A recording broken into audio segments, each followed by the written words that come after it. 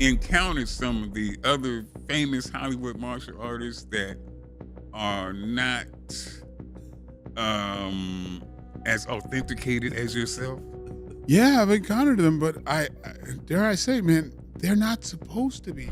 I didn't remember this dude, right? I guess he was a heavyweight. There was a time where, guess I'm fighting my own demons, like I didn't care who was, across from me. It's never a question about, is he really that tough in real life? Is he really a leader? Can he really get many people up? There's no question about that because you have the authenticity stamp of. Michael Jai White names 7 actors who are fake fighters, exposing Hollywood's biggest martial arts pretenders with surgical precision. I can't stand bully, right? So, and to me, that was a yeah. You have a guy that's 6'2", probably about 220, muscular, and another guy that's probably about 5'9", probably weighs about 160 pounds. The authentic fighter with championship credentials and real-world violence under his belt was tired of watching pretenders fool audiences. You knew who to punch. Well, I mean, it is what it is. Well, I'm not a stunt guy. The revelations would shatter Hollywood's carefully constructed martial arts mythology forever. So, let's get into it. Jean-Claude Van Damme built his entire career on a single impressive physical trait: the ability to do a full split between 2 moving trucks. That Volvo commercial became the defining image of his martial arts credibility, but Michael Jai White saw through the smoke and mirrors from the beginning. The man they called the Muscles from Brussels was nothing more than a ballet dancer with good marketing. Character comes with, dare I say, currency. But the peace of mind is the most thing. What's rich is really like how you living. You know what I mean? Van Damme's background revealed the truth behind the manufactured persona. He had studied ballet and bodybuilding before transitioning into martial arts movies, but his tournament record was virtually non-existent. While White was breaking bones in full-contact competitions, Van Damme was perfecting his splits and learning choreographed fight sequences that looked impressive on camera but had no relationship to real combat. The flexibility that made Van Damme famous was actually a liability in authentic fighting. Real martial artists knew that excessive flexibility often came at the cost of power and stability. Van Damme's signature high kicks looked spectacular in movies, but would leave him vulnerable to takedowns and counterattacks against any competent opponent. White had encountered Van Damme at industry events and immediately recognized the difference between a trained performer and a genuine fighter. Van Damme moved like someone who had learned martial arts from a choreographer rather than a combat instructor. His stances were picture-perfect but impractical. His timing was theatrical rather than tactical, and his understanding of distance and timing was designed for cameras, not confrontation. The law, the street, people know they can sense things. Mm-hmm. If you have that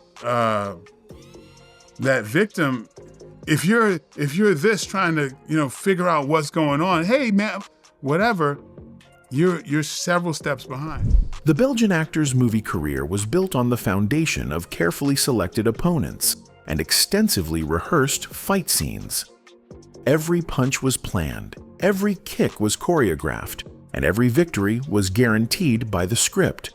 Van Damme had never faced the uncertainty of real combat, where opponents didn't follow predetermined movements and the outcome wasn't decided in advance. Industry insiders knew the truth about Van Damme's limitations. Stunt coordinators had to work around his lack of actual fighting ability, using camera angles, editing techniques, and wire work to create the illusion of martial arts mastery. The splits and flexibility were impressive physical feats, but they were circus tricks rather than combat skills. That resonated. I'm like, I was driving, just kind of like, shit, I can't let that happen again.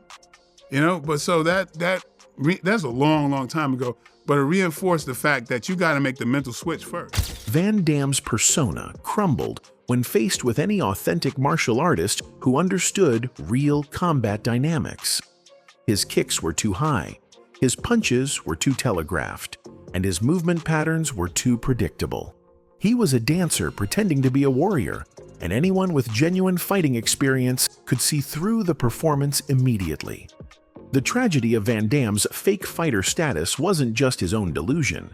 It was the millions of fans who believed they were watching authentic martial arts.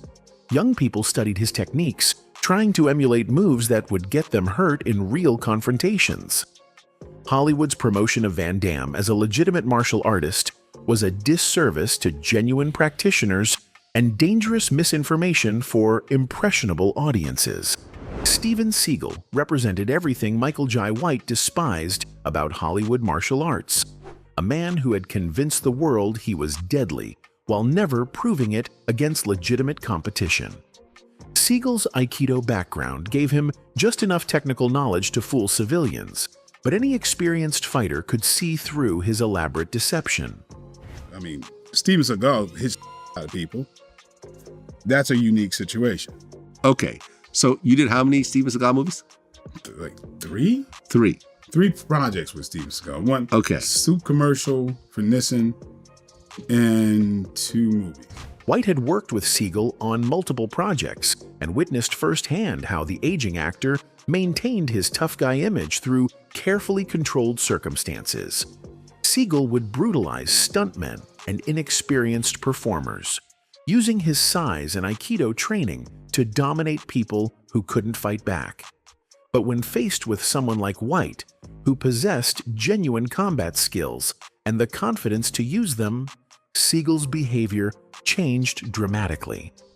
Aikido, the martial art that formed the foundation of Seagal's supposed expertise, was designed as a defensive art focused on redirecting an opponent's energy rather than generating destructive force.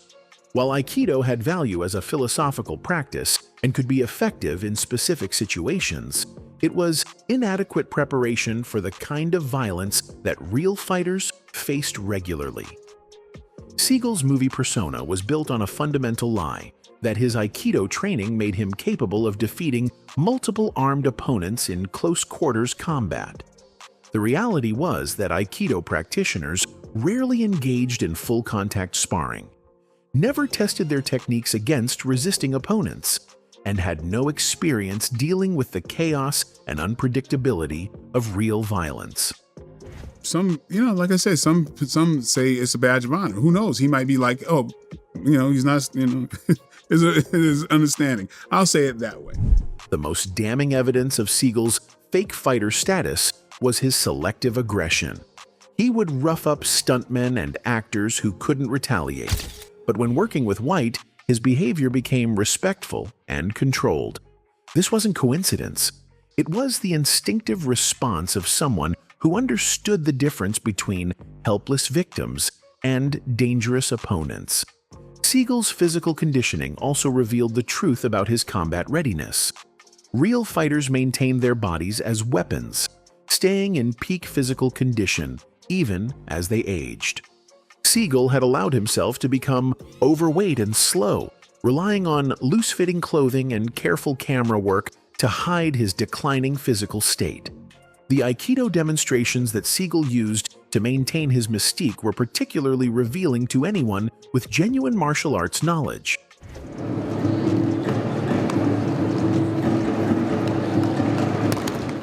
His techniques worked only because his demonstration partners were cooperative, falling down before he had applied any meaningful force. Against a resisting opponent, these same techniques would be ineffective or impossible to execute. White understood that Seagal's fake fighter status was particularly dangerous because of his influence on law enforcement and military personnel. Seagal had positioned himself as a tactical expert, teaching techniques to people whose lives depended on effective combat skills. The gap between Seagal's theoretical knowledge and practical ability could have deadly consequences for those who believed his teachings. The industry protected Seagal's fake fighter image through careful matchmaking and choreographed encounters. He was never put in situations where his limitations would be exposed, and his movies were designed to showcase his strengths while hiding his weaknesses.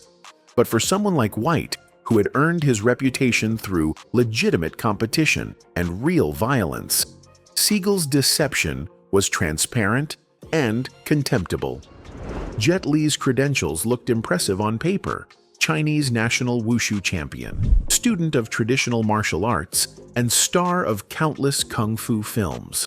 But Michael Jai White understood the crucial difference between competitive wushu and practical fighting ability. Li was a gifted athlete and performer, but his skills were designed for judges and cameras, not genuine combat. And so clearly he was a martial artist. And we went back and forth, and everybody in the train is like, listening to me, listening to him, listening to me, listening to him. And so he was, telling me about former, competitions. I was like, oh, you went to the Diamond National? Wushu, the sport that made Li famous, was essentially martial arts gymnastics, a visually stunning display of acrobatic techniques that bore little resemblance to effective fighting methods. Li's routines were judged on aesthetic criteria like form, timing, and athletic ability, rather than practical combat effectiveness. He had spent his career perfecting movements that would score points with judges, not techniques that would work against determined opponents. Li's fighting scenes in movies were carefully choreographed dances that showcased his flexibility and speed while avoiding any realistic combat dynamics. His opponents in films were required to attack in predetermined patterns, leaving themselves vulnerable to Li's acrobatic counters. In real fighting, opponents don't cooperate with elaborate defensive sequences or wait patiently while their adversary performs complicated techniques. The physical demands of wushu competition had actually limited Li's development as a practical fighter. His training emphasized flexibility, speed, and aesthetic perfection at the expense of power, timing, and tactical awareness.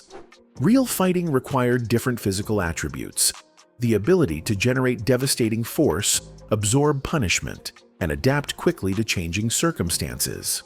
Tyson hesitated because he's trying to understand the situation. You Google that.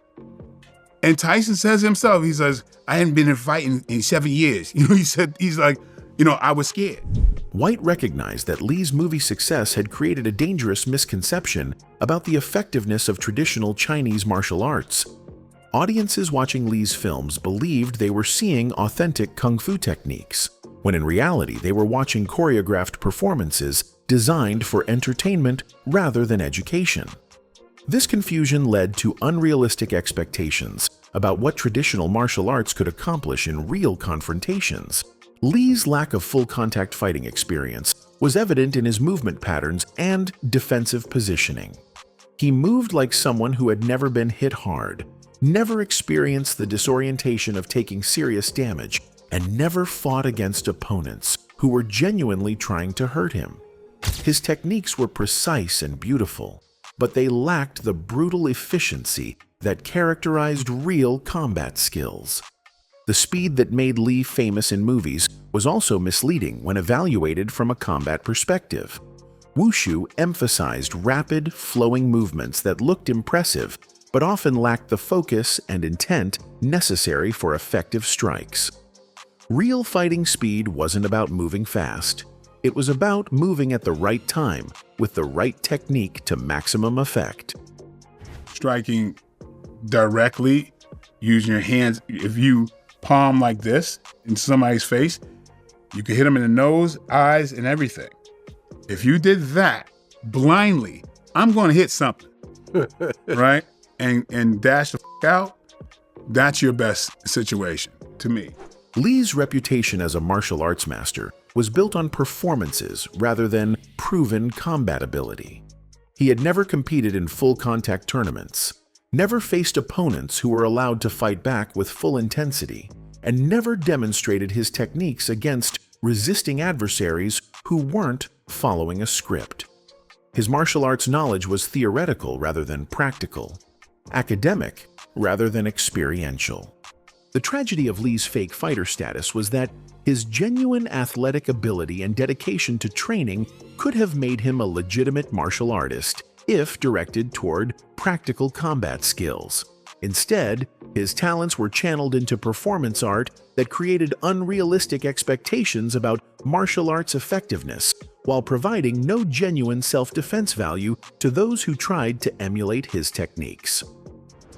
Criticizing Bruce Lee was martial arts heresy, but Michael Jai White possessed the credibility and courage to speak uncomfortable truths about the most sacred figure in martial arts cinema.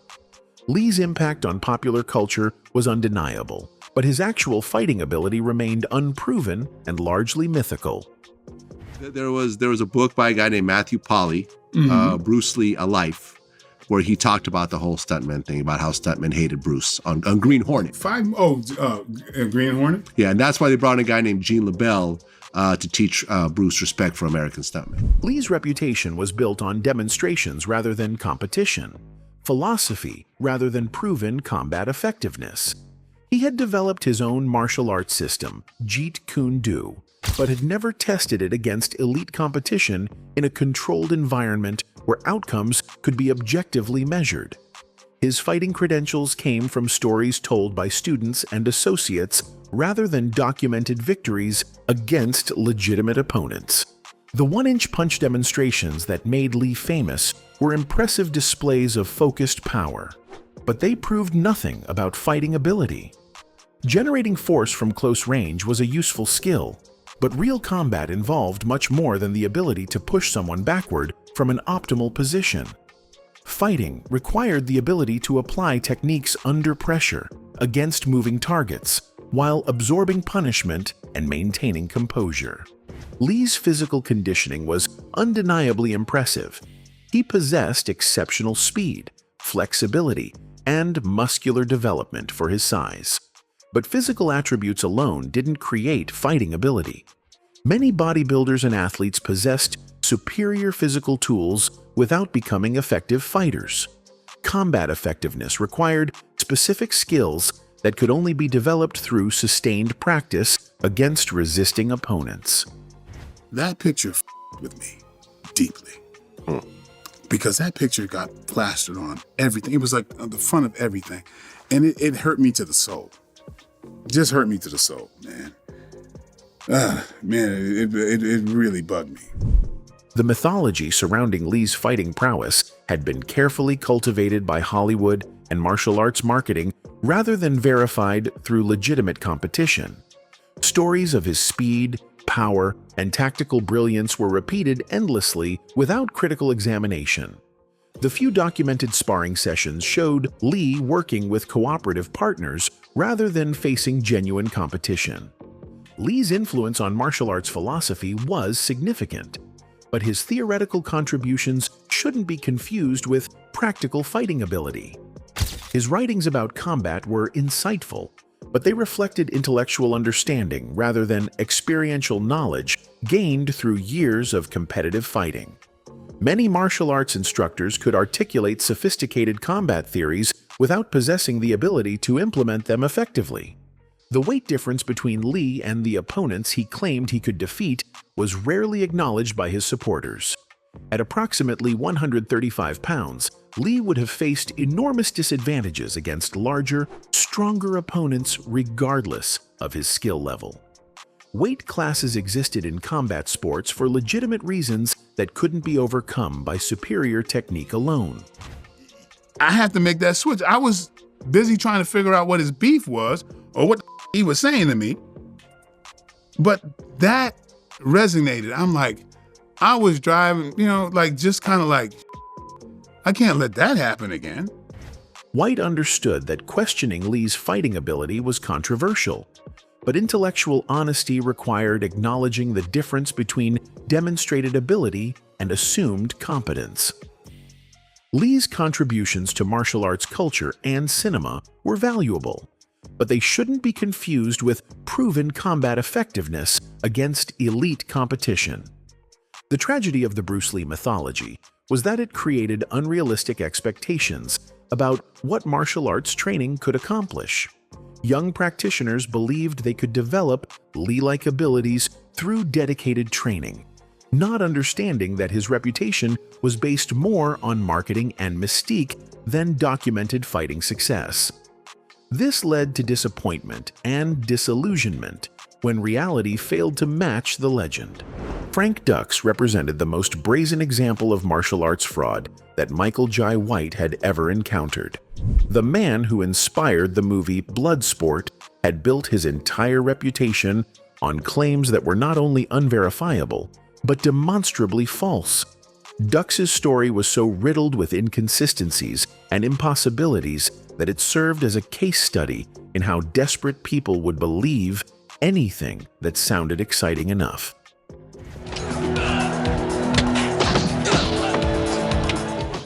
The mythical Kumite tournament that formed the centerpiece of Dux's claims had never been documented by any credible source.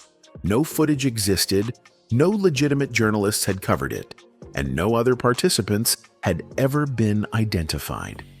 Dux claimed to have won this underground fighting championship, but he couldn't produce evidence that the tournament had ever taken place. White understood that real underground fighting circuits existed, but they operated very differently from Dux's fantasy version.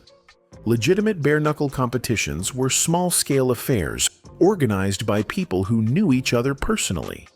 They weren't international tournaments featuring dozens of competitors from around the world. Such an event would have been impossible to keep secret and would have left extensive documentation. Dux's alleged fighting record was statistically impossible. He claimed to have competed in over 300 matches with a victory rate that exceeded anything achieved by documented fighters. Professional boxers and mixed martial artists with 50-fight careers were considered extremely active, but Dux claimed to have competed 6 times more than the busiest legitimate fighters in history. The military service records that Dux claimed supported his story had been exposed as fabrications. Independent investigators had examined his claimed CIA involvement and covert operations background, finding no evidence to support any of his assertions. His actual military service was brief and unremarkable, involving no special assignments or advanced training. Dux's demonstrations of martial arts techniques revealed someone with basic karate training but no advanced combat skills. His kata performances were adequate, but his sparring abilities were mediocre at best. He moved like someone who had learned martial arts from books and videos rather than through intensive training with qualified instructors. The physiological claims Dux made about his abilities were particularly absurd. He alleged he could perform feats of strength and endurance that exceeded documented world records, but he had never submitted to testing under controlled conditions. Real athletes who possessed exceptional abilities were eager to have their achievements verified and documented. White had encountered numerous Frank Dux wannabes throughout his career, martial artists who embellished their backgrounds and invented achievements to impress gullible audiences. These fraudsters were dangerous because they convinced people to trust techniques and strategies that would fail catastrophically in real confrontations. The lasting damage of Dux's deception extended beyond his personal reputation to the credibility of legitimate martial arts. His fabricated stories created unrealistic expectations about what martial arts training could accomplish and encouraged other practitioners to exaggerate their own credentials and abilities. The martial arts community had been contaminated by his lies in ways that continued to affect perceptions decades later. Michael Jai White's criticism of certain Shaolin monks struck at the heart of one of martial arts' most revered institutions. The commercialization of Shaolin tradition had created a tourist industry built on fake demonstrations and manufactured mystique that bore little resemblance to authentic martial arts training. The modern Shaolin Temple operated more as a theme park than a legitimate martial arts institution. Visitors paid substantial fees to watch demonstrations of breaking techniques, flexibility displays, and choreographed combat sequences that were designed for entertainment rather than education. The monks performing these shows were often actors hired to portray traditional martial artists rather than authentic practitioners. White understood that historical Shaolin training had been legitimate and effective, but the modern incarnation was largely fraudulent. Real Shaolin monks had been warrior scholars who developed combat skills through years of intensive training and practical application. The contemporary version focused on tourism revenue and cultural performance rather than functional martial arts development. The breaking demonstrations that impressed tourists were particularly misleading. Techniques like breaking boards, bricks, and concrete blocks looked impressive, but proved nothing about fighting ability. These feats required specific conditioning and technique, but had no relationship to combat effectiveness. Real fighters focused on developing skills that would work against human opponents, not inanimate objects.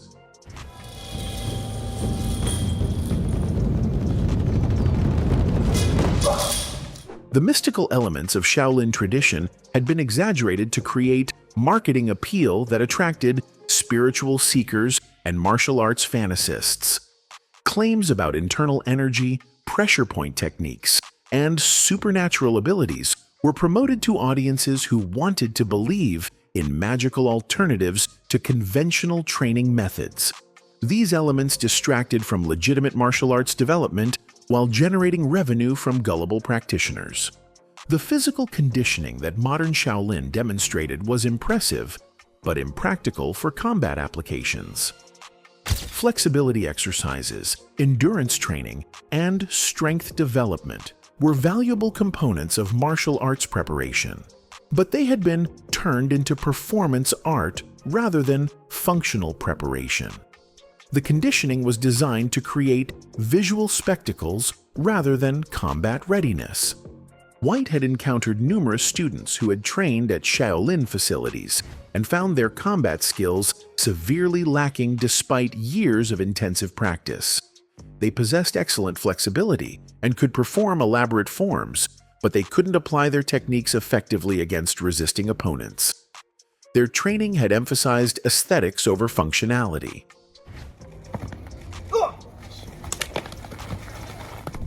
The business model of modern Shaolin operations revealed their fraudulent nature.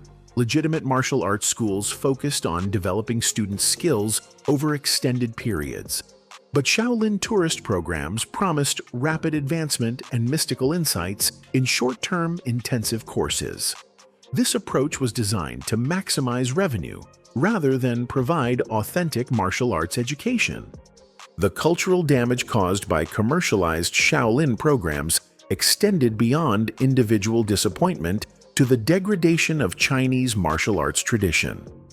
Authentic practitioners who had preserved genuine techniques and training methods were overshadowed by theatrical performances that distorted public understanding of traditional martial arts. The sacred had been turned into spectacle, and wisdom had been replaced by marketing. The television show Bully Beatdown represented everything Michael Jai White despised about manufactured martial arts entertainment. The program claimed to address real bullying situations by having victims' tormentors face professional mixed martial arts fighters. But the entire format was built on deception and staged confrontations that provided no genuine resolution to bullying problems. You sure you want to do this? I'm ready! Fat boy. No big man put him up. White understood that real bullying situations were complex psychological and social problems that couldn't be solved through violence or public humiliation. The show's premise was fundamentally flawed because it promoted the idea that physical confrontation was an appropriate response to bullying behavior.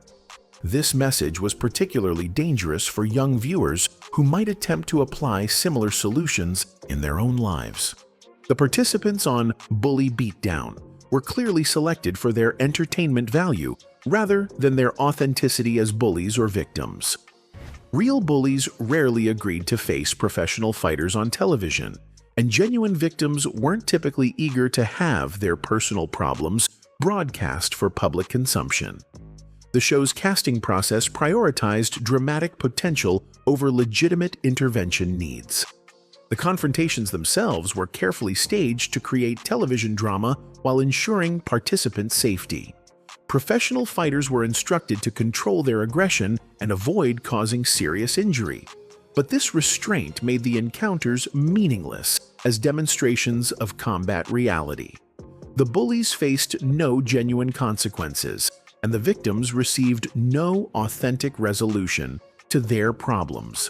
Don't let the love handles and man boobs fool you. White recognized that the show's host lacked the credibility to address serious bullying issues or provide meaningful martial arts education. The program was produced for entertainment rather than education, and its superficial treatment of complex social problems did more harm than good. Viewers who believed they were watching authentic interventions were actually consuming manufactured drama. The martial arts instruction provided on the show was inadequate and potentially dangerous.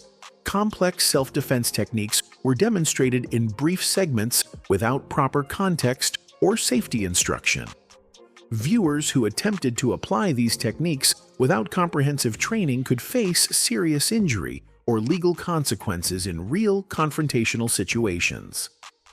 White's criticism of Bully Beatdown extended to similar programs that exploited martial arts themes for entertainment purposes. These shows damaged the reputation of legitimate martial arts instruction while providing no genuine value to participants or viewers. They represented the worst aspects of martial arts commercialization: the exploitation of serious subjects for profit without regard for educational value or social responsibility. The ultimate tragedy of Bully Beatdown was that it wasted an opportunity to address genuine bullying problems through meaningful intervention and education. Instead of providing real solutions, the show offered false catharsis through staged violence that resolved nothing and potentially encouraged more harmful behavior. It was entertainment masquerading as social service, and its deception was transparent to anyone who understood the realities of both bullying and martial arts training. Anyway, that's it for the video, folks. Bye.